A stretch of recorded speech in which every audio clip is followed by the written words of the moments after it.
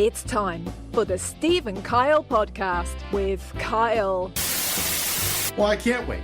So before this will be, maybe we can do like a back-to-back, so we can just do a hand swap. So Steve, you hand me your bag of feces to test for colon cancer. I drop it in the fridge and you and I take off so you can hold my hand and inevitably finish my vasectomy at Dr. McDrunkie's. And Steve. Are you saying I didn't shut up about Jamaica? No, and I'm not saying it that way. I mean that, like, you would now come home and if somebody asked you about, like, oh, the vacation, what would you recommend that you can? And you go, it must be Sandals, Jamaica. Well, that trip to Sandals, Jamaica, let me tell you, on the north coast of Jamaica, all expenses paid, well, by us, but... Live on tape from APS 3 point whatever, it's the Steve and Kyle podcast. Yep. All expenses paid. I still reminisce by us about my all expenses paid trip to the movie theater a couple of weeks ago. Uh-huh. I mean, that's not for the everyman, Steve. No, I know that I sound like a bit of an elitist when I talk about my all expenses paid trip to Sandals, Jamaica. Sandals Ocho Rios. Boy, they should be paying us. We talk about them a lot. I'm going to have to tweet out what we had said we were going to start doing a couple of weeks ago when there is inevitably a tech issue. And sure enough, here we are. I had said that I was going to go back and find, I believe it was your third tweet ever. And it was live from Portland, Maine. And I'll have to find it. The previous tweet was very excited about being in Portland, Maine again at the flag football facility. The indoor soccer facility. Thank you very much. And then the following one was, well, this isn't going well, complete disaster. I liked how you set it up too. When you said, and then it seems like things weren't going well because you tweeted, well, this isn't going well. And it just, boy, the internet is now missing Steve's play-by-play and consistent tweeting about these events. I think the listeners would really enjoy that. It was a short-lived, it was a snapshot in time when I thought everybody cares what I'm doing. So, anyway, we have a bunch coming up today. We were trying to get some tech stuff set up. We are going to have, coming up in a little bit, we're going to talk to an old friend of the show. A FOTS. Yeah, he is a FOTS. This is exciting. I have been awaiting this man's return to the podcasting game, and he is back. When did we talk to him? Was it 3 years ago? Oh, boy. 2 years ago, maybe? That's a really good... Let me see when that last season... Not that it matters. It was, doesn't matter. It's not like there's going to be crazy anecdotes if you say it was 2 years ago versus if you said it was 2.5 years ago. That's very true. Does not. So don't waste your time. Nope. Put your phone down. No, I'm still looking because I'm going to find out. You know what? Put the phone down. Can't find it. Doesn't matter. Missing on 9/11. It came out in 9/11. 2021. So yes, it's been 3 years, Steve. Glad 3 years. Oh man, good thing we got that straightened out. If we didn't get to the bottom, when in 2021 was it? Like early? No, that was middle of the year. Okay, that was middle of the year. Yeah. The season came. So yeah, our friend John Walzak, is going to return, and we're gonna chat with him about the newest season, the newest entry in his podcast series, his Missing series. Yeah, Missing in Arizona, because he. For some reason, cannot do anything unless it involves a missing person. And I have questions about this because if you haven't listened, the podcast is Missing in Arizona. We'll talk more about it after we take a break here in a little bit. But have you listened? Yeah, I listened to the first two episodes. Okay. Because there's a bunch of like little short ones where it's like a minute or 2 minutes. Like there's a trailer. Yeah, there's like a trailer episode. Then there's maybe 4 or 5 minute one where he's talking about offering up a reward for information, and then I think 2 full ones I've listened to. Just crazy. Like I have a lot of questions for him. A really good dude. Yeah, and I have some questions for him, not specifically based on this case specifically, but just I don't know, people like this, I wonder how their minds work, because it really makes me wonder, like, man, how do you find the motivation to keep going with things like this that everybody else seemingly has just given up on? Well, and boy, the motivation to keep going, the motivation for me would be, how do I start this? You know what I mean? Because this is as most of these cases are, years to decades old. Yep. And seemingly cold or disregarded by law enforcement. This was 20 years ago. 2001. Yeah. So I'm looking forward to getting inside his brain a little bit about that, which I'm sure that we did when we talked to him a few years ago about missing on 9/11. But still, it's interesting to me how people think like that. Yeah, because anyone else looks at it and they're just like, oh, okay, this happened. Yeah. Draws the line between the two things, and you just accept it. Yeah, we'll have to get a follow-up because we demanded that he take a year off or so, and he should have released the series of Finding Scruffy. Right, his neighbor's lost dog. To give himself a gimme, and I don't think he did that, at least not released publicly. So we'll talk to John. I mean, maybe not.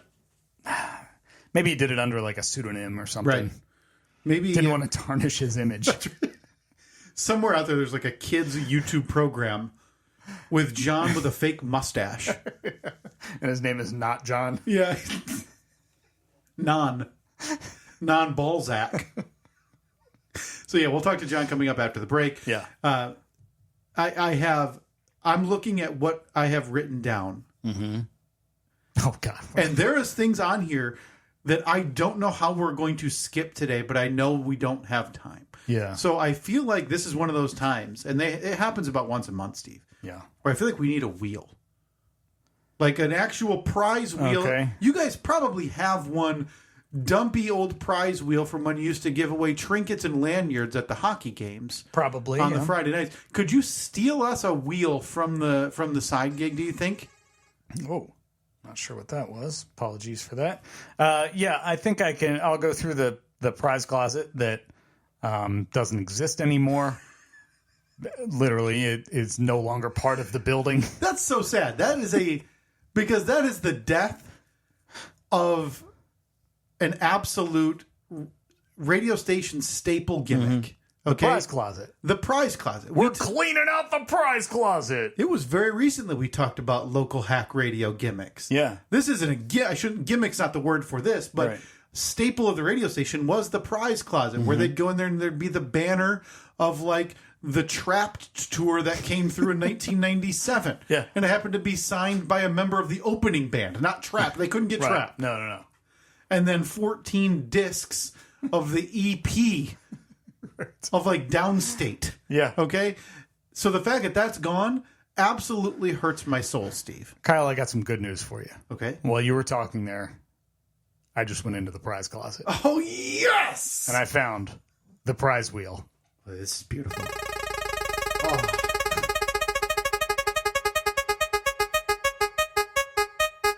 All right. I can tell you there weren't that many slots on this prize wheel. Okay. Wow. Okay. What did it land on? See, now we have three really good options up here. Really good. One that, three of them that I don't think we can skip. Well, I want to get to the first one because we kind of ended the episode starting to talk about it, and then surprisingly, we got a bit derailed. That's right. I was telling you that my wife has not one, but 2 girls' weekends coming up in the next 6 weeks or so. That's right. Now, when was the last time you personally had what you would consider a guy's weekend, or not necessarily like, hey, me and the boys, something like that, where it's like you getting away doing something for you for a couple, at least, let's call it at least 2 nights. So not work related, because obviously there's been plenty of work related stuff in the last couple of years. And I'm just assuming you wouldn't choose a guys or friend weekend to Kokomo. No offense to Kokomo, which is, I'm sure, a fine city in a fine state. It's a wonderful place. That's in Indiana, the lovely state, the home of Lincoln. Mm-hmm. That is, I'm sure, Illinois. Close enough. Right next door. They're neighbors. I'll post up the poll. Is Indiana being the home of Lincoln close enough? When was the last time you could think of something like that happened for you? I don't know. I really don't. Okay. Wasn't there Brother Mike? I mean, this was years ago now, where you guys went to, was it Pittsburgh or Chicago for a Springsteen show? But that was just one night? That was pre-kids too. Yeah. Because I think there's a big difference of that happening pre-kids and post-kids. Sure, no question. Before there were kids, it was just like, hey, I'm going to go to Carlisle for All Truck Nationals for a weekend. Right, you're going to go watch the big boy vroom vrooms go down the track. Yeah. And the concrete strips. I don't know. My wife might be able to tell you, but I can't. Oh, she's probably got it circled. I guarantee she'd be. Yeah, it was 16 weeks, 2 days, and 4 hours ago. Yeah, and you said you'd be home at noon, and you were home at 3. So I don't know. Okay. I'm not sure. Yeah, I don't know. So, I mean, we've been kind of slow rolling out this idea over the years. Yeah. That Annette is going to leave you. Oh, Jesus. So do we think... This is like the precursor. This is like... Is this the Rumspringa for Annette? Am I going to have to hire John Walsack to find... Yeah, Annette is missing. I'll post that on the poll. Can we hire John to find Steve's wife? When she inevitably leaves him. Preemptively, yeah. Maybe I can get him on retainer. Yeah. Is this going to be like where, she gets out and she finally realizes that not every conversation is about, labeled circuit breakers? And Kyle, I got to tell you, that came in real handy about 15 minutes ago. You witnessed it. I heard it. I accept your apology. I heard it. And what I heard was Annette totally disregarding your sound of triumph. Much like I did. Yeah, there was not much ballyhoo. When a breaker was tripped somehow. But is this Annette's Rumspringa where she's going to get out there for 2 nights doing whatever and realize that there is something else out there that might actually interest her?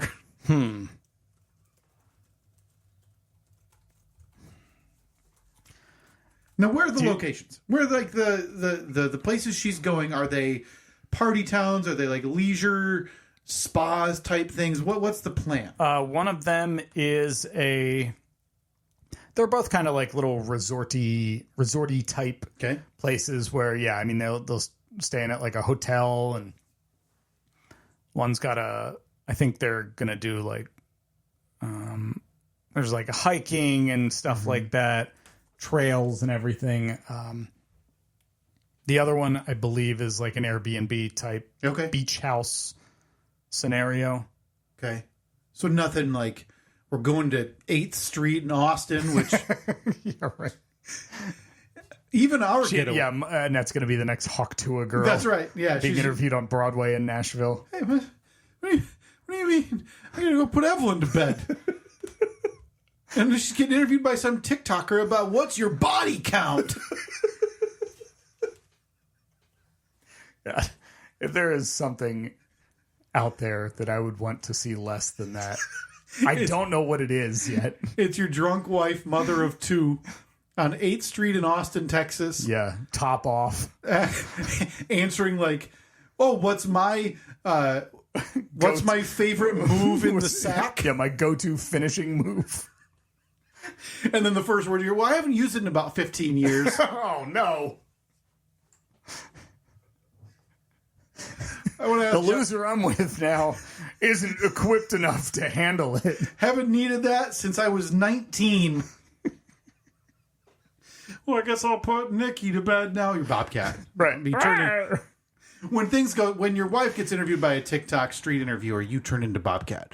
That's how it goes. If we could put that on the poll. I'd like to ask John Walsack about those interviewers, too, because this is a guy doing deep dives into cold cases and heavy journalism he's doing and dealing with reputable experts and being outshined by a woman who spits on genitals. Like, there's a real differential in how to get things done, I suppose. Yeah.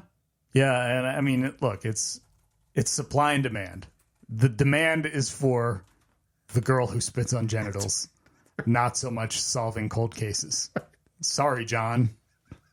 Maybe we can figure out if we can. Maybe they could do get a him a hybrid crossover episode or something. That's right. Finding Hawk Tua's previous partner. So I'm not sure if my wife is planning on leaving me.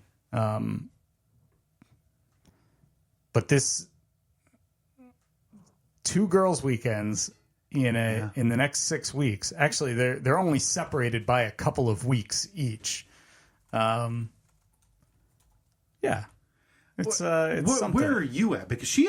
I mean, while I asked you when the last time you had a weekend getaway with friends or whatever, this hasn't been something that she's done in forever. No, I mean, I would assume that bachelorette party would be the last time. Yeah, because she would have had her bachelorette party, and then her friend Rachel. They got married like 6 months, maybe a year after us. I forget the exact timeline.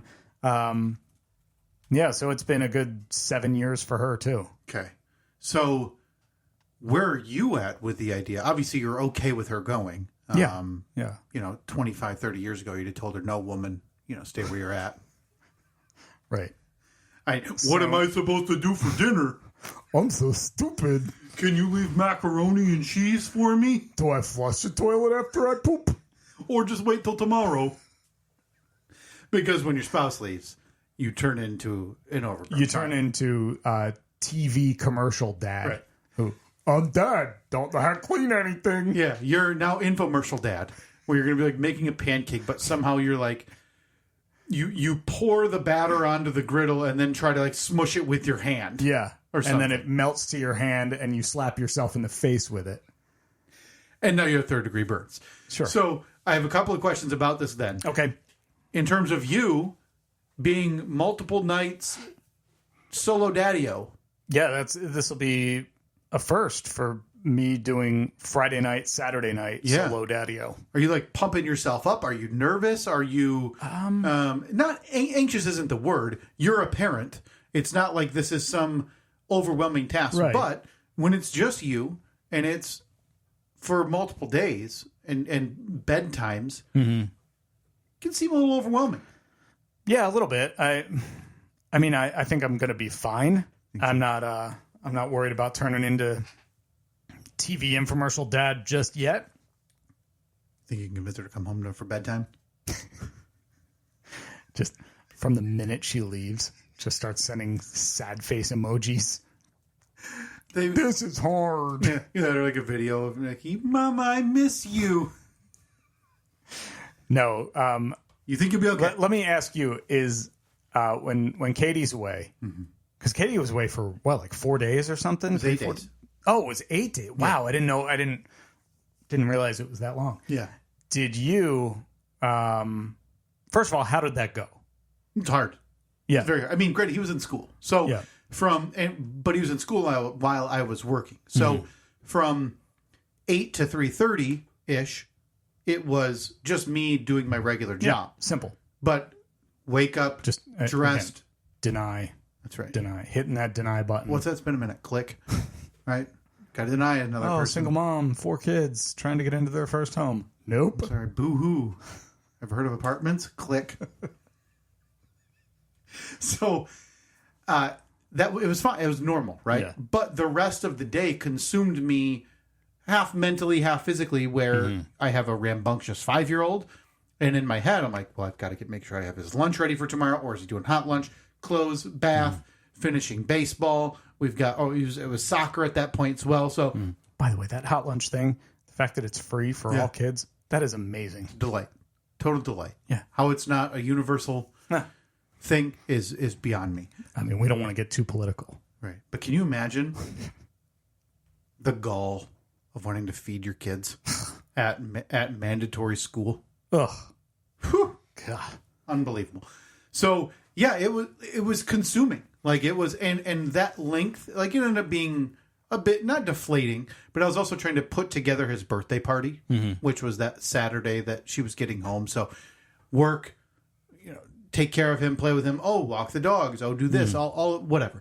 And then, get the house as ready as possible for anybody to come over so you can have a 5-year-old's birthday party. Mm-hmm. Yeah, it was overwhelming to a degree, yeah. Now, did you reveal to her that you were overwhelmed? I don't know if I ever said the word overwhelmed, and I don't even know if that's the proper terminology for it. It's just busy. In general, I don't know if you and I are like the same like this. I like being busy. Yeah, it's situational for me. I find it very difficult for me if we're all home and I'm just either seated or we're watching something for an hour. Yeah. I find myself like I'm looking around. I'm like, well, I should go wipe the table or the kitchen down. I've got a few dishes in the sink. I've got to get, his snack's got to be packed. I've got whatever it may be. My mind races. So I find myself looking for items. I have to do this, need to do this. It's weird. I'm like that on Saturday and Sunday mornings when I wake up, because I'm so used to just waking up, beat in the trenches, going right to work, and immediately starting my day. Yeah. So Saturday and Sunday mornings for me are very difficult just to get out of bed and like have a slow start to the day. I'm just constantly thinking, I could be doing this. I could cut the grass right now. I could do this. I could do that. Well, while this is being done, I can do this, and then everything gets done. But for me, like I asked you, did you reveal to Katie how overwhelmed you were? Mm-hmm. For me, I will never do that. The house could be burning down. The kids could be screaming. But you'll never say, well, it's a touch different for you, where Annette is home with them daily. Mm-hmm. If you came back after 50 hours and said, I'm overwhelmed, the next message you're going to get is those bombarded TikTok street interviews. Right. By the way, recorded this. Where she's been answering all the questions that you've never asked. Right, yeah. Wearing things that I've never seen her wear. Oh, I just bought this at the local boutique. A nice man said it looked good on me. So, I don't think I'm not really nervous. I'm just kind of like, I'm thinking about it, but I'm not, I don't know. I think I'll be fine. I think I'll be just fine. Just going to try to come up with a couple of fun things to do each day. Yeah. Whether it's like go to the zoo or do this or do that. Or pick up sticks, which is what you've done in the past. Boy, that's a good idea. That's a really good idea.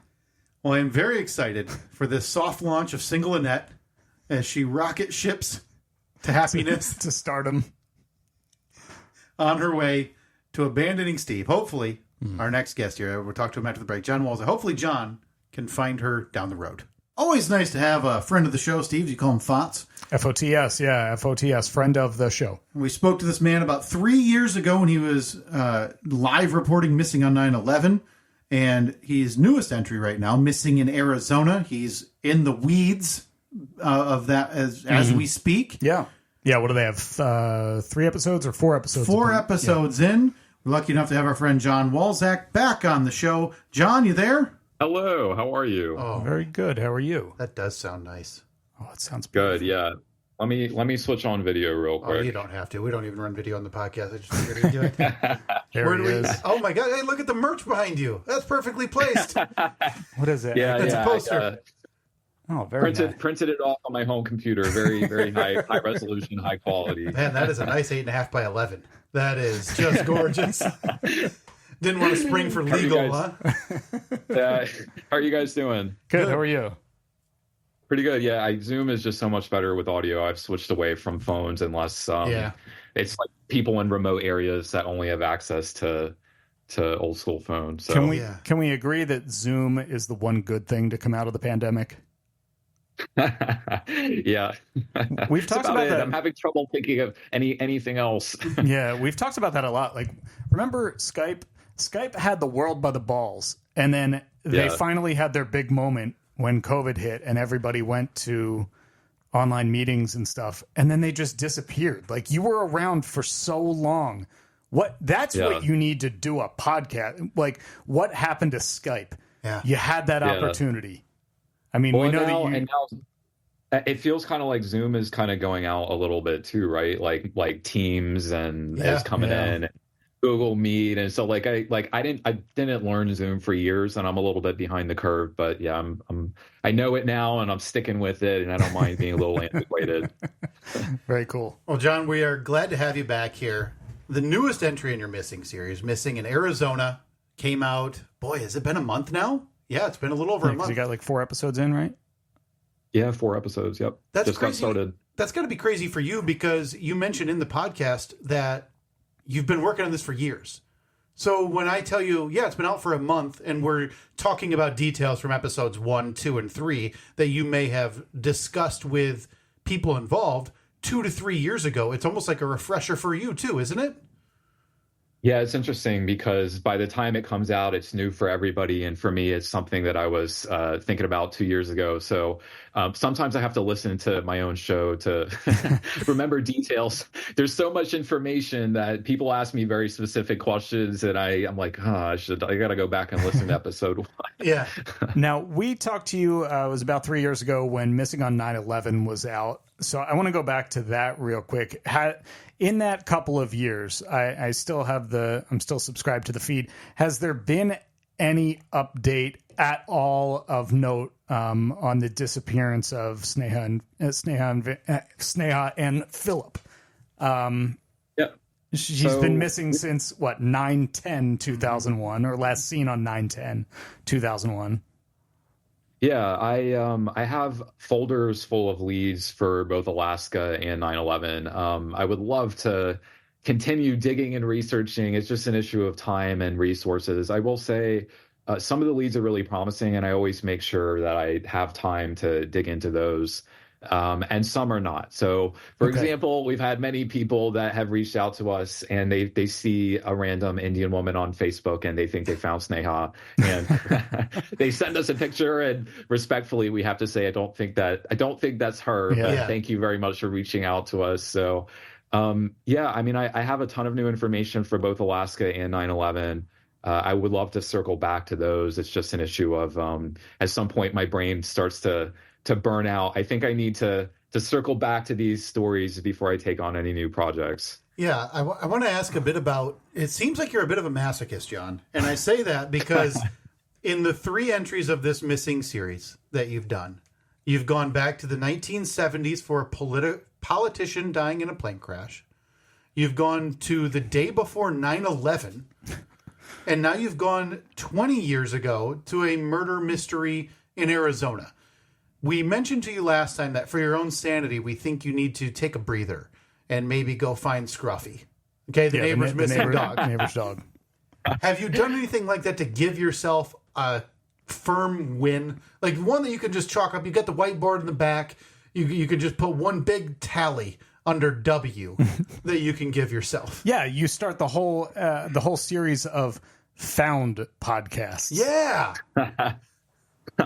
No, it's interesting. Yeah, I am a masochist with these mysteries, and that's really what drives me. So on one hand, from a storytelling perspective, I understand it can be frustrating to get these mysteries and not have conclusive ends. Obviously, it's my big hope that we solve them. And I think with this one, with Arizona, with Robert Fisher, there's a greater chance than with the previous 2 seasons that we actually solve it, because in some ways, it's easier. You're not looking for plane wreckage in Alaska. You're not looking for, a doctor who disappeared the night before 9/11 who had very few people she was close to. You're looking for a fugitive. I would love I'd love to chalk up a big W. I think, from a storytelling and financial standpoint, for me, it obviously would be better to take on stories that I know I can definitively solve and end.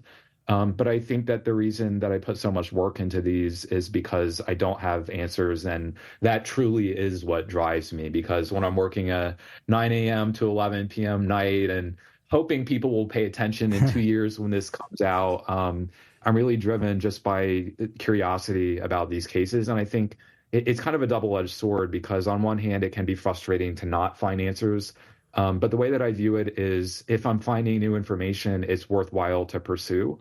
And so I think that the audience, or even us as storytellers, we say, well, if you can't 100% solve it, why investigate it? And we say, well, we're going to investigate it and we're going to find a bunch of new information, and it'll move the story forward and hopefully toward resolution. But even if not entirely resolved, we still uncovered a lot of new details. It's something that I was wondering. I remember wondering this when I was listening to Missing on 9/11, and in the last couple of days, the memory flooded back to me as I was listening to Missing in Arizona, where I just think to myself, do you expect to solve these stories or these mysteries?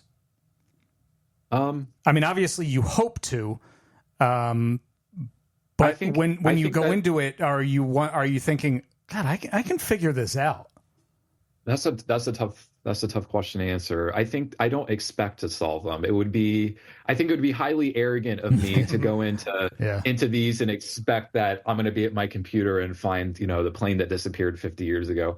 But I will say this, I only pursue them so hard if there's a possibility they can be solved. Yeah. So I expect that there's a chance they can be solved. And I think there's always new information, no matter how much these stories have been looked at, no matter how long they've been investigated. And so like with Arizona, for example, we've had new information in multiple episodes that the police missed, the FBI missed. And so if I'm able to find that 23 years later, then the answers are in those details. And so I think I think we're a very polarizing show or series. I think people either love us or hate us. And if you look at the Apple reviews, it's 5 stars. I had people every day that say, thank you so much, I love this. Like Alaska got me through the pandemic. And then I have others where it's like, he sounds like a robot and we don't want all these details. And, so I think I try not to focus too much on that. But as far as solving them, I think it's possible. And I think, this is going to sound like a rote answer, but you don't know until you get the information. And so I have even friends ask me, like, do you kind of have an idea of what you're going to find when you start these cases? And the answer is usually no. The answer is their investigations in real time, and it's me crossing my fingers that I'm going to find new information, because there's no guarantee. And I know even with 9/11, I would say of the 3, 9/11 was the hardest to find any new information. Very few people wanted to speak. It was a very tight-lipped group of folks. We also had to report it during the worst of COVID, so we were limited on the ground. And there were points where I'm like, what is this show going to be about? And then it's interesting though, because sometimes like we've had episodes that I kind of view almost as, I hate to call them filler, but and then there are episodes that people love the most. Mm-hmm. So yeah, I don't know. I mean, I think really I work myself into the ground with these people. You guys know there's not, even for me, even when you find success, like it's hard to find a good financial footing on this. So you do it because you love it. And even though I've had some success, I'm not the Kelsey brothers with my $100 million deal or the, So there has to be something beyond that. I love investigating. I love talking to people. I love doing what I do. I love hearing from the audience. I love finding new information, and I have to remind myself, like, sometimes, well, this is really big to me, but you have to explain why it's a big deal to the audience, because I'm getting excited because a collar was found, or I found a new neighbor. I was going to ask you what your motivation is for this podcast, because obviously as a journalist and a storyteller, you want to tell a good story. But you also are doing a podcast because you want people to listen to it. You want to, entertain them or inform them. But ultimately, I would imagine that it's your goal to, make a little bit of money off of this podcast, no matter whether it's a lot or a little. Do those two sometimes get combined, or are you trying to do an episode because you want to solve something or because you want to entertain somebody? No, that's a great question. So I view what we do as journalism that can be entertaining, not primarily as entertainment. So I think that if for me personally, and for us in terms of success, it would be much easier to just focus on storytelling, not so much on all the nitty-gritty investigative details. Also, I get a certain show budget, and if I don't spend it, I get to keep it. I spend the vast majority of our budget on the show itself. And so from a financial standpoint, I don't make nearly as much money as people think that I do. I'm very grateful. I'm extraordinarily grateful for this opportunity, not to say that I'm not, but just to say that it would be immensely easier for me to basically take the story and focus only on storytelling and production and just make it very entertaining, because that's what 95% of people do, and it's a good formula. And we get people that get upset because we focus on the investigative side instead of just telling a good story. Yeah. So, I'm compelled to present the information in an entertaining way because you want to engage people as a storyteller, but I never, ever, ever choose anything just for entertainment value. So that's good. Well, yeah, if you were choosing for entertainment, you wouldn't choose a dog collar. I think for me, like, what matters most is authenticity, and I think what I convey is authentically how I feel. I don't play anything up. I don't fake surprise. Obviously you have to structure things and write them a certain way, but what people hear from me is authentic. When people hear that we're investigating things, then also, like, a dog collar, it's interesting because we possibly located a new piece of physical evidence for missing in Arizona. And I've already seen people say, well, was this the big reveal for that episode? And the answer is you don't know until you test it. Right. So we say it in the show, but let's say that dog collar has a speckle of blood on it and the DNA solves the case. When you're looking at cases like these, especially, this is more of a typical true crime case versus the previous ones were history or historical events or a missing plane. Well, yeah, the dog collar could solve the case. That's like OJ's glove. You could say, who cares about the glove? Right. You find the glove, there's the case. Yeah. I want to dig into the specifics of the Robert Fisher case a little bit, because the one thing I noticed in episode 1, based on, have you done 20 plus episodes of the Missing series now between Alaska 9/11 and now Missing in Arizona? This is the first one that when you were laying out the structure of the case, one, you pulled zero punches. Narratively, you weren't stringing anybody along and saying, stay tuned, maybe we got Robert, wink, wink, right? You lay it out pretty quickly. We don't know where he is. We don't know if he's alive. We're going to tell you what we think may be possible. But second, this is the first time that you sounded like you almost took this personally. Is that safe to say? You seemed, rightfully compared to what he did, you seemed angry. Yeah, I think that's very fair. It's interesting. You guys are very astute. It's also, I love hearing this feedback because I'm too close to my own work to judge it. So I really value feedback from people like you guys, and even from my friends and family, because they know what I'm working on, but they don't hear it until it comes out typically. And that's something I've heard from several people. I would say it is much more personal. First off, I say it in the show, but I'm Brittany Fisher's age. So she was born in 1988. I was born in 1988. I was the same grade that she was. And I sat with these people for a long time. I text with them almost every day, friends of the family. It's an emotional story. And I also, I'm trying to convey that it is truly something that I feel emotional about, but I'm also cognizant as a storyteller that it's not all about me. Number one. And number two, I don't want people to misinterpret it as me playing up the emotional side to get people to listen. But yeah, I would say it is personal. I think it's also just a very different type of case because we've been lumped in the previous seasons, like I said, into true crime. And I don't think in some ways there are crime elements, but in many ways, Alaska was just everything from Alaska during the oil boom to Watergate to a missing plane. And 9/11 was a lot about history and geopolitics and some personal stuff as well. And this is very much a standard true crime story. So I think the other thing is when I speak directly to Robert Fisher, I was careful in season 1 and 2 not to say what I thought happened, because the honest answer is I have an inclination to believe certain things, but I'm not sure. With this, I don't think there's any ambiguity. I think Robert Fisher killed his family and disappeared. I think the big question everybody has, there are two. First, where is he? Obviously. Second, why did he do this? And in some ways, why is easier. And you can look at similar cases of familicide and start to establish patterns and compare this case to other cases. The where is what really fascinates me, and that is the big unknown here. I think very strongly, and I say it in the show, I do think Robert Fisher is alive. And that's where it gets to authenticity. As a storyteller, I get why people would say, well, that would be advantageous for you to say no matter what you personally believe.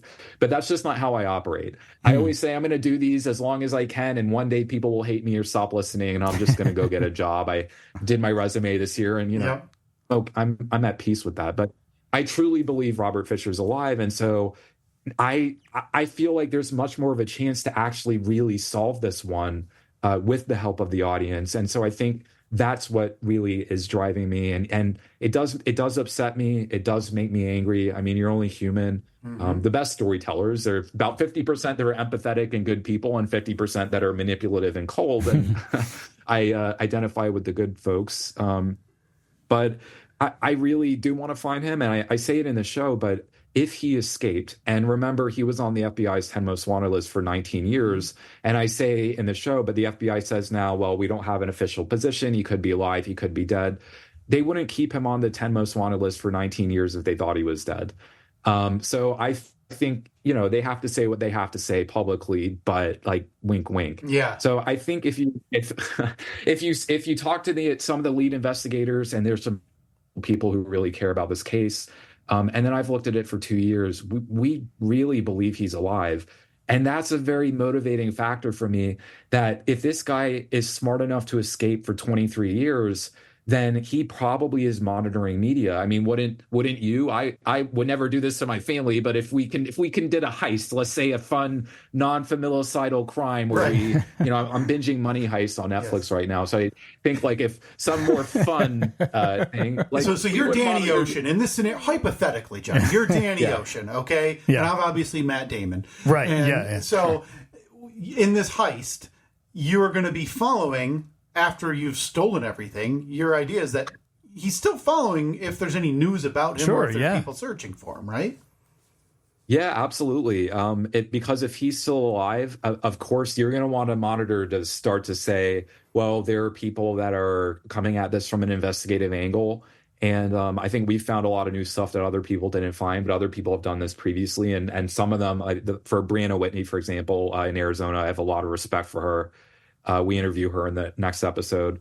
But yeah, you're definitely going to say, okay, well, if I'm sitting in Boise, Idaho, and I start to see John's episode title is like Boise, Idaho, November 2023, I'm going to start to pay attention because I'm going to want to move around. So, when I speak directly to Fisher in the show, and I speak to I just spoke to a friend in this past episode, a friend of his who's also a pastor, to say, please speak to him spiritually. Well, that's not a highly commercial thing that the audience doesn't necessarily want to hear, a religious message. So when I do something like that, it's not for dramatic effect or for the sake of storytelling. It is, in this instance, very truly me speaking to Robert Fisher. Now, will it work? Is he going to listen and say, salvation? John talks about salvation. Now I'm going to go turn myself in. Probably not.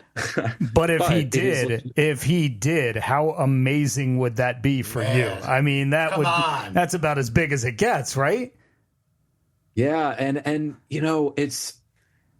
I think that's really what's driving me with this. And I'll also say, I care about the story, but I am competitive. I want to make a really good product. That entertainment is always secondary to me, but I'm not saying it doesn't matter. But yeah, no, I mean, it's sometimes I pause myself and I think this is the first one where I've thought, like you really could solve this. Not that I tried legitimately with the other ones, but this one is more realistic that let's say that we could solve this. And there have been points where I'm burnt out, I'm really tired, and I'm like, why am I doing this? And then I kind of envision, like, wow, what if this actually worked? Like, I'm not even prepared for that. I like having this little niche area where I have mild success and I get to do mysteries and talk to you guys, and it's fun. And like the idea that that we could actually solve this. And it's interesting because we have started to get leads, and some of them are from people that I hadn't heard from before who knew the Fishers. We have photos of people that people think are Fisher. And I don't know individually, separately, what like the FBI is getting or what Silent Witness, who we partnered with for the reward, is getting. But yeah, I think what is motivating me now is to do a good job telling the story, but really that is solvable. And I want to find him. And I speak to, like I said, I talked to Brandon Whitney, reporter in Arizona, who I have a lot of respect for. And we talked and just said, man, can you imagine interviewing him? And that, like, my dream scenario is he turns himself in, or we capture him, and then he's like, I'm not speaking to anybody except John. Like, and I'm like, okay, I'm free, guys. Like, I'm happy to come in. I'll make time. I wanted to ask you mentioned finding new evidence and things that were missed at this point 20 plus years ago. What does that do in terms of relationship with you and the local police departments, and maybe somebody that you talked to prior, and then you come bring this piece of evidence that, hey, you missed this in the car that he escaped in, you missed this piece of evidence. Does that kind of put you on the outs? Are you still on cordial terms with all of them, or do they kind of look at you and say, oh God, this guy again? I think the answer is both. So I think as a journalist, I try to give people the benefit of the doubt. So I don't believe that it's fair for me to come in from the get-go as a super judgmental person sitting on my couch saying I'm morally better than everybody who did this 20-something years ago. So I try really hard to be fair to people, whether I like them, I dislike them, anything. I'll say with this case, there are a lot of people who first off, I really like. They're good people. They tried really hard. I think what I really appreciate about like the Scottsdale Police Department, for example, is they'll say we made mistakes. We would have done things differently. That's a very different tone than I deal with other people, or I've dealt with people in the past where they turn into attack dogs, and I just don't think that's a healthy way to go about it, because to just say it's true of anybody that makes mistakes, right? That's how we judge our politicians, I think, just to say when people start to like be snivelly and like withdraw and attack, and the ones who can just say, yeah, I made a mistake, and we kind of forget about it in a few days. So as far as finding new stuff, I think I view like, who is my fidelity to? My fidelity, first of all, is to the people involved in the story. So I try to be respectful, most of all, to the friend. And you're going to have people that are upset at you no matter what, because it's touchy. Nobody's ever going to agree. I hear from even 9/11 people that hate what we did and call it terror porn. And I've also heard from the families of 9/11 victims themselves who have really appreciated how we presented it, and said, even for a younger generation, that they really felt it and it wasn't just something in a history book. So I think you just have to try to do what's ethical. As far as the police go, I have a good personal relationship with some of them. I'm trying to have a good relationship with them. I'm doing my best in this season to say they made mistakes, and there's no way for me to say I found something new without saying they missed it. But I think it just gets to trying to understand their motivations and where they're coming from. And I have a lot of respect for them.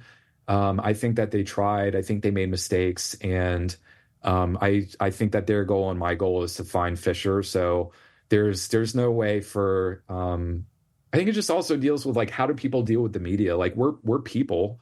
We're trying. And I'm trying also to say too, like, I don't have to deal with the internal politics of a police department or the FBI. I can just say, true. I found new information. I don't have to worry about my career. I'm not worried about this former detective who I don't want to embarrass. I'm just here to try to solve the case. And so I would love for them to just take what I find and run with it. Do they think when they get an email, oh God, it's that guy again? Yeah, I'm sure they do. I would. I wanted to ask about, it's not really the minutia of the case, but you lay out a timeline that I'm curious on your thoughts. How much of Robert's ability to possibly get away, escape, and be in hiding for 20 plus years, is that kind of integrated with what was going on in Arizona at that time, which you had laid out in the most recent episode? There were, which is obviously out of the norm, mass killings on multiple occasions, and months before 9/11, where FBI and other national interests is going to be diverted elsewhere. How much credit do you give Robert for being able to, he could get away and hide for 20 years based on his past and his history.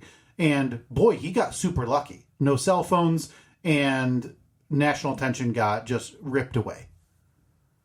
Yeah, absolutely. So, yeah, he disappeared I say in the show, but at the right moment. Like, so no social media, no smartphones, no Ring cameras.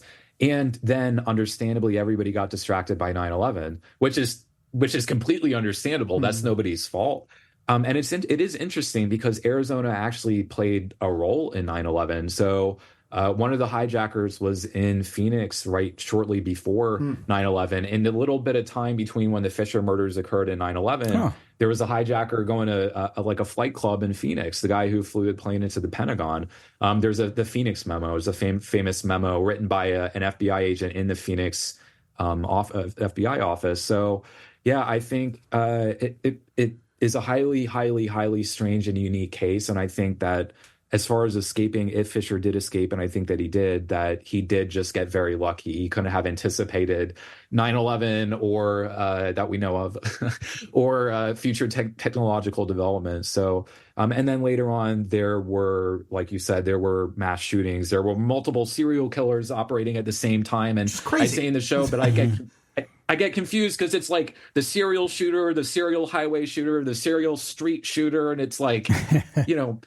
And that's where I say, like, we're talking about the police and the FBI from the standpoint of being an honest storyteller, you have to give them some credit and say they're also humans.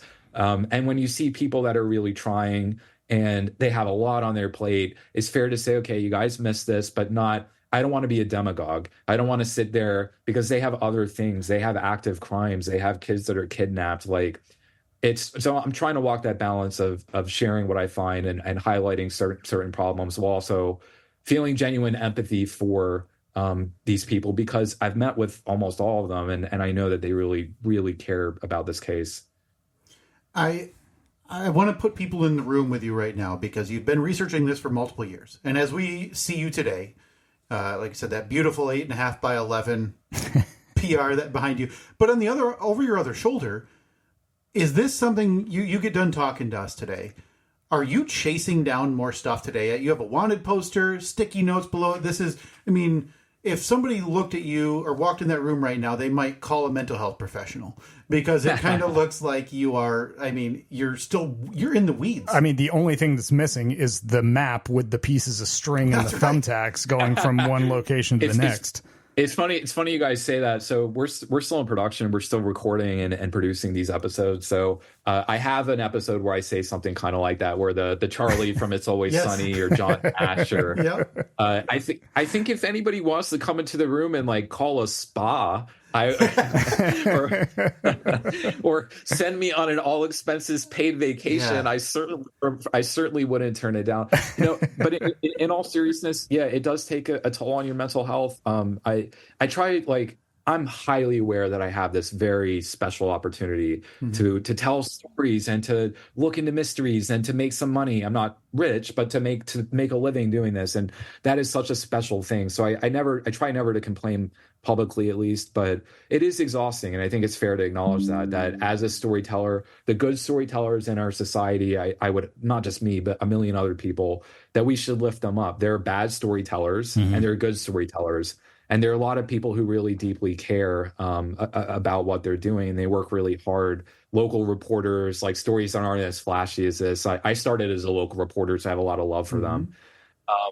But yeah, it's I'm always running stuff down, and I say it in the show and I mean it. I mean, if I get a lead in 3 years, 5 years, I'm still talking with people every day that are coming to me essentially with, like, you talk about missing on 9/11. I mean, I'm messaging with multiple interesting people right now about that. So, yeah, once I commit to these, I'm always going to follow through on quality new information, and that is what drives me. I would still love to solve Alaska, love to solve 9/11. But yes, please call the mental health people that if there's a resort in Tahiti listening, or I can't tell you, what I really want is, like, I want a billionaire sugar daddy to just, like, let's fund the expedition to Alaska. Let's do this. I can't tell you how exciting it would be for me, because I consider myself a pretty average listener to these podcasts. You know, Like you get that little rush when you refresh the feed and you see the new episode pop up and you're like, oh, sweet. I'm able to focus on this for the next 30 minutes or 45 minutes, but I can't tell you how exciting that would be to see the missing on 9/11 or the missing in Alaska feed refresh and your title be something like conclusion. We did it. We found them. Something like that. I mean, it would have to be the most amazing thing in the world for you to be able to do something like that. Yeah, definitely. I mean, I would be thrilled to see that refresh as well. But no, and I will say there's stuff going on behind the scenes always. This stuff just takes time. And I think my greatest hope is to loop in the audience, because the audience has helped me legitimately. That's not just something we do for dramatic effect. The audience is awesome, and I appreciate them. And with Alaska, we found new stuff. With 9/11, like I said, this has been several years now. I'm still talking with people behind the scenes, and then definitely with Arizona, because it's ongoing and new. Yeah, I mean, I guess, like I said, I have to. There have been moments with this one where I close my eyes and I'm like, what if you actually solved this? Like, what impact would that have, or what would that feel like? And it's hard to process. Like, and even the amount of attention that would come on me, I don't necessarily feel comfortable with it. Is something that I like having this kind of mid tier where we have a nice audience, but I don't necessarily like the full invasion of privacy or the idea of that. Man, you need to go back and look at your Twitter history from the last 15 years. You need to delete everything that could be construed as offensive or anything like that. Yeah, I'm a very private person, and it's weird having a public facing role, especially having some success in recent years, because people think I'm just trying to be humble, but I don't like hearing the sound of my own voice. I don't like conflict. I don't like being the center of attention. I like my work to get attention. Mm-hmm. That's what I love the work I do. I want 20 million people to listen to this show, but for me personally, or my personal life, no, I'm a very private person. I'm not super active on social media. I'm not trying to develop a brand. I'm focusing on the stories, which probably has some detrimental effect on whatever you want to call a career. But at that point, I don't want to do this job. So you just got to develop a pseudonym, or be like Banksy, the street artist. Like just kind of hide in the shadows, wear a mask for interviews, come up with a fake name. Yeah, but you guys are gonna know who it is when you're listening. And you're like, ooh, the collar, or you're gonna be like, yeah. This mystery man who spent 3 years and found a dirty sock and is really excited for it. No, we forget what we talk about from one week to the next. It's seriously every single week we finish the episode, we finish recording, and I look at Kyle and say, "What did we talk about?" I got to come up with some kind of rundown for this thing. Two more things before we let me. Oh no, go ahead, John. Yeah. I was let me real quick flip it around on you. So you guys are also creators. So and I'm not trying to be like a motivational coach here, but what motivates you? You guys seem like you have fun doing it. Like what drives you to do it?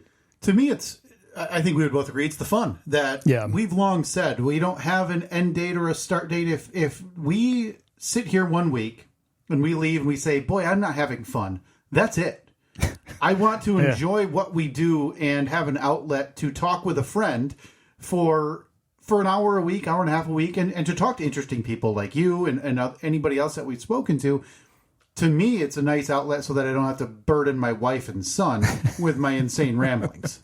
Yeah, I think for a long time we talked about how, or we've mentioned on the podcast before, where if we weren't recording our conversations once a week, we would still be having them once a week. Yeah. So we just decided, let's talk into a microphone and see if anyone cares.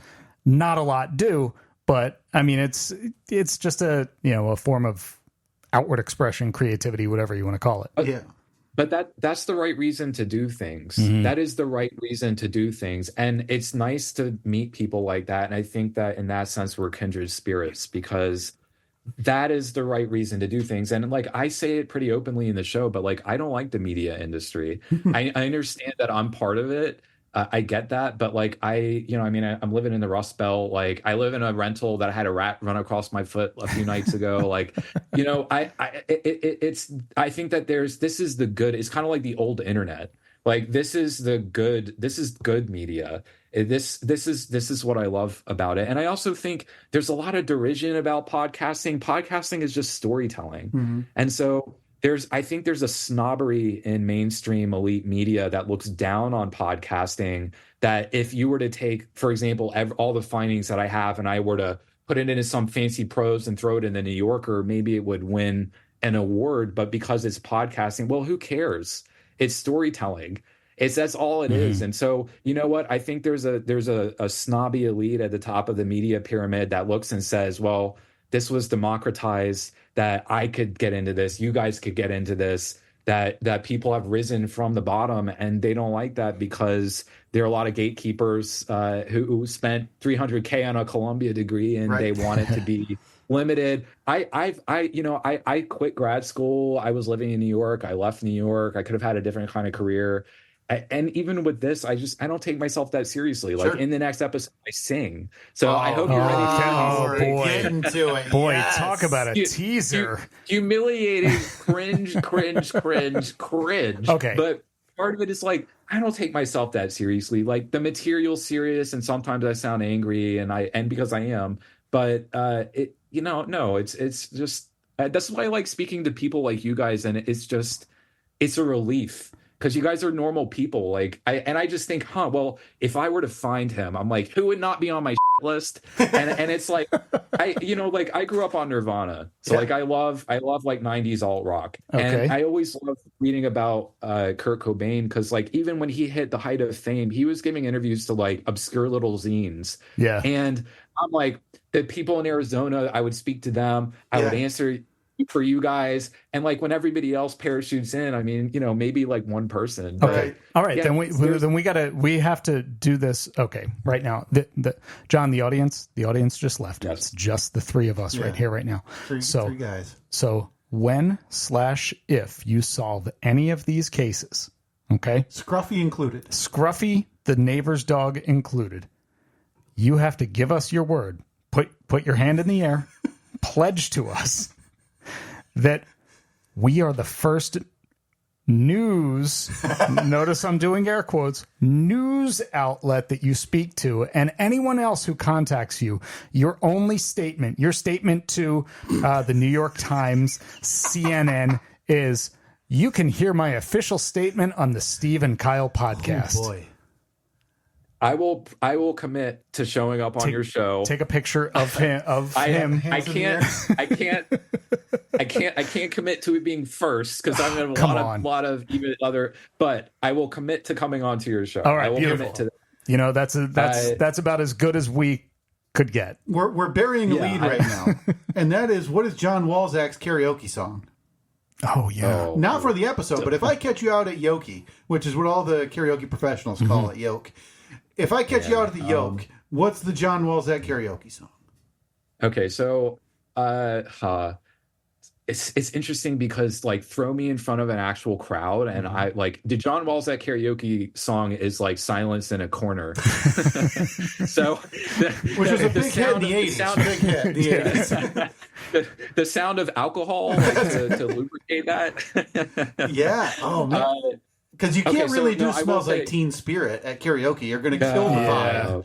Yeah. Okay, so I will say, like, with my voice and my tone, the only thing I've ever been able to do is Johnny Cash. Okay. So I will say I can kind of do Johnny Cash, but I'm not gonna.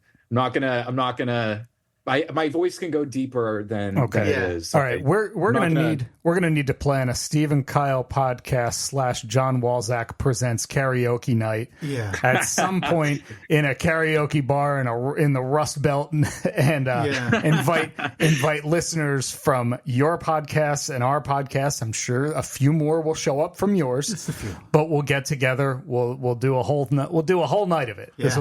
This will be a good thing. We've had success with karaoke nights before, so we'd like to invite you to our next one. I don't know about you guys, but I mean, the older I get, the less alcohol it takes for me to feel it. So it's nice. Same. Yeah, I mean, what I could handle at 18 versus I'm 35, what I can handle now, it is very dramatically, sadly. Yeah. But you know what? Great. Like I'll have my one beer and then I'll sing for you guys. So yeah, no, I have one more. Wait, what is? Do you guys have karaoke songs? I mean, it's going to be Springsteen. It's probably going to be Thunder Road. That's usually my go-to. Or, of course, Santa Claus is coming to town if it's leading up to the holidays. Yeah, I believe we did our the last karaoke event we did. It was a duet. Didn't we do the Wreck of the Edmund Fitzgerald? Oh, yeah, of course. Yeah, the legend lives on from the Chippewa down to the big lake they call Gitchigumi. That's what you need to do up here, John, because that's the true thing that's missing is what happened with the Edmund Fitzgerald. But that's for another day. Yeah. I had one more question for you, and feel free to not answer. We can cut this, edit around it. In the most recent episode, I would argue you talked on this podcast right now about entertainment and the value that you're providing in terms of the long-form journalism and investigation. You mentioned another podcast this past week that is very popular. Very popular. And I was curious if you've heard anything, one, from them, or two, if that's kind of caught fever, whether it be Reddit or is 4chan a thing, wherever the internet convenes to be angry about things nowadays. Has that made its way back to you in terms of upset fans of that program? And I'm not saying it for the reason that I don't know if we want to delve into that any more than you already have. Yeah, that's fine. I don't mind being asked about it. So first off, I think that I have a lot of problems with the media industry generally, and definitely with true crime. I think that there are good people and there are bad people. And for me, it's less about calling out one particular program and more about kind of highlighting that there are good practices and bad practices. And unfortunately, bad practices are often rewarded with listeners and money. And the thing that boils my blood is when people steal other people's work. That infuriates me. And you see it with the New York Times they swoop in and they take stories from little tiny publications that are like surviving on no money. And I've seen it, saw it happen. There was a little outlet called The Lens in New Orleans when I lived in New Orleans.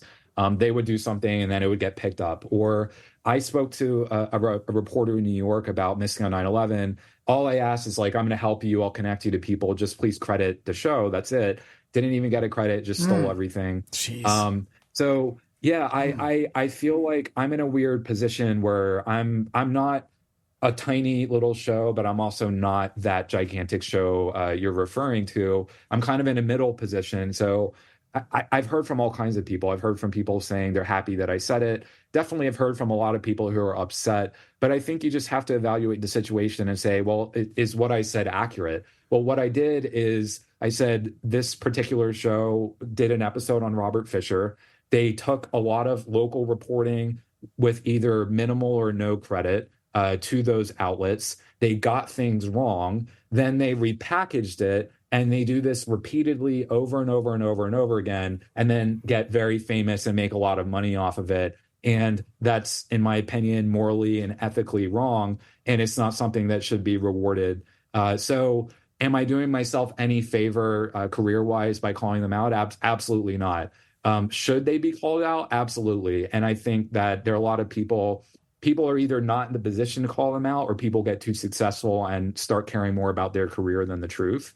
That's never going to be me. If this is the last podcast I ever do, so be it. But I'm always going to stand up for small-time storytellers, small-time journalists, regional newspapers, because that's where the information is coming from. So if you're going to steal stuff, if you're going to screw over local journalists, if you're going to get facts wrong, if you're going to sit there giggling about murders and then rake in millions of dollars and then get upset when somebody calls you out on over it, tough. Yeah. Sorry. Good man. No, it's fine. It's curious to me because true crime took, I wouldn't say a turn, but when it became a thing, a prevalent podcast thing, it seems like it diverged. And it diverged to where we need a new case every week. And that's what happened here. And when you need to, in order to make sure you get that sweet mattress ad money, to have a new case from Wikipedia every week, this is bound to happen. And it was refreshing to hear someone who's actually done the work, like you, to actually see this and say, no, you just peddled ding, ding, ding, ding, ding, a laundry list of falsehoods that's damaging this case and the reputation of the people who worked on this case more than you've provided any value or insight into what actually happened. It's frustrating to see from the outside too. Yeah, and I think we also need to be a little bit more demanding of our audiences. To say that I think a lot of podcasters, storytellers, and especially media companies pander to audiences. And I think I've always tried to respect the audience, to say, I'm not going to pander to you. And a lot of members of the audience, they want something that's purely entertainment, which I respect and understand. But there's just a line between what's true and what's entertainment. There's nothing wrong. We all want entertainment. But you can't also ask every storyteller and every journalist just to package something so that it's extraordinarily entertaining for you. So I think it's on the audience to just kind of understand what you're getting into with different products and different shows. Mm-hmm. It's definitely on creators, and it's absolutely on media companies, because we need to call out media companies. And even in fields that I'm not directly involved in, for Hollywood, for example, I'm not involved in Hollywood. I love seeing people like Dakota Johnson call out the studio systems, because there's room and there's space for everything, for entertainment, for journalism. But yeah, it's to act like, you're with your $10 million house or your $100 million deal, like you're just doing some kind of service, when you're stealing the work of a bunch of super underpaid people and getting everything wrong, just being giggly about like horrible things and then making money and then acting like you're doing some kind of public service. Like, okay. It's been an incredible listen so far. Yeah. Missing in Arizona, the third entry in John Walzak's Missing series so far. Is that how we should refer to it? The Missing series?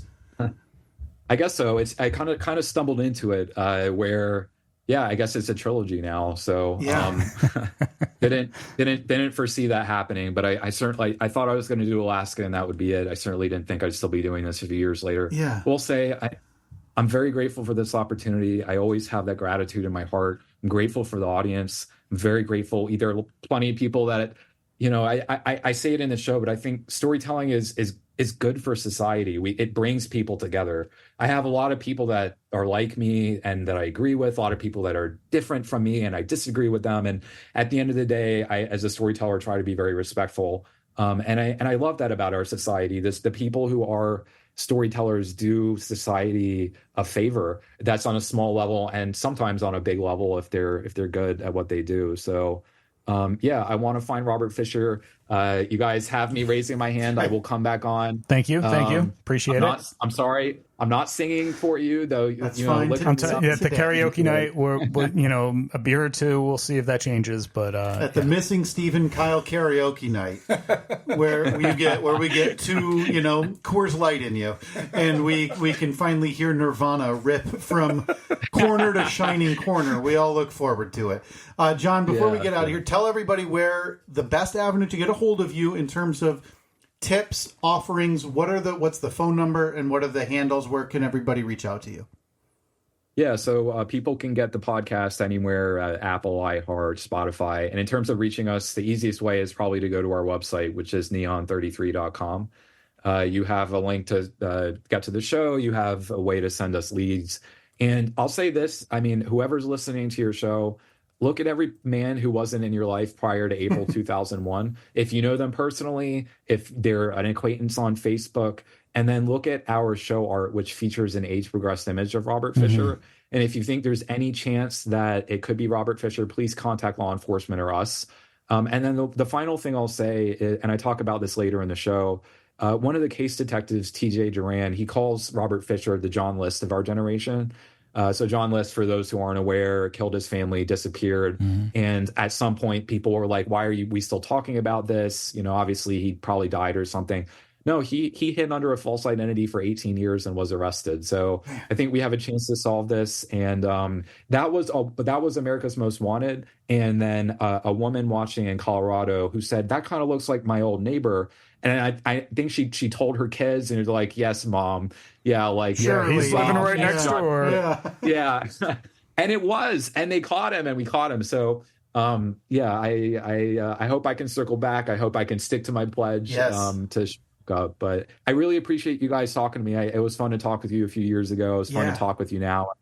I'll also say, I wonder if you guys feel this way too, but especially doing this remotely, it's nice to have these connections as storytellers and as creators and as journalists, because it's nice. It's nice to commiserate with kindred spirits. Yeah, and maybe take your mind off a little bit instead of, looking at burnt house pictures and, sniffing dog collars or however you research that personally. It's nice to be able to sit down and chat with you and get a little bit of the personal side.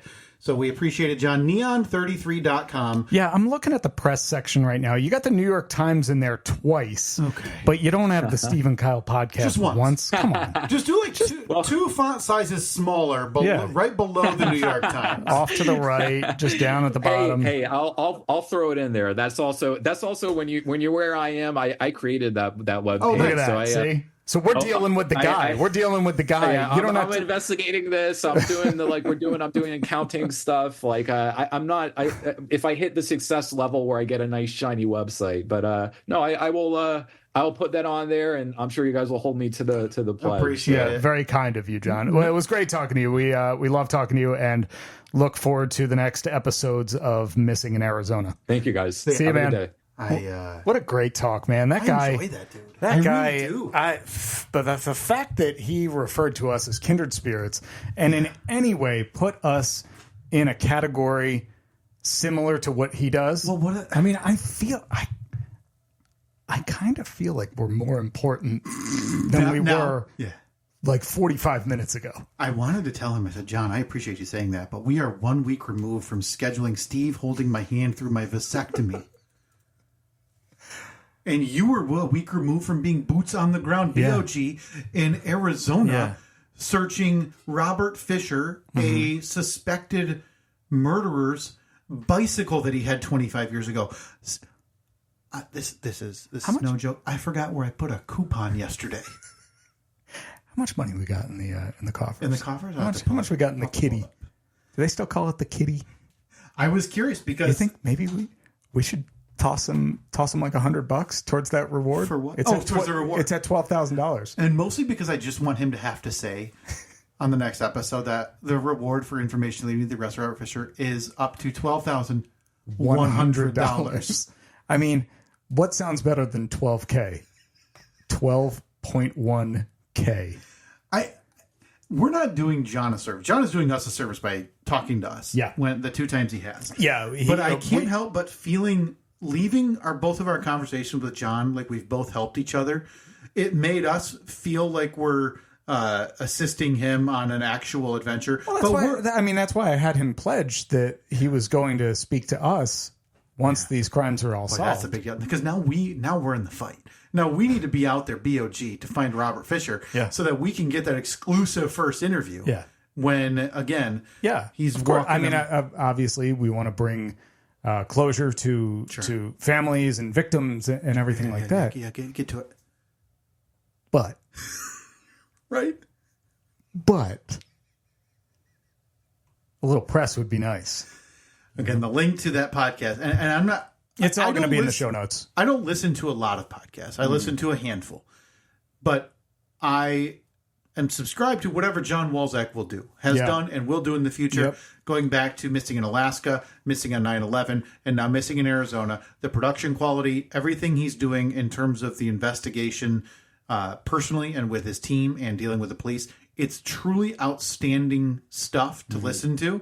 And it brings you into the case on...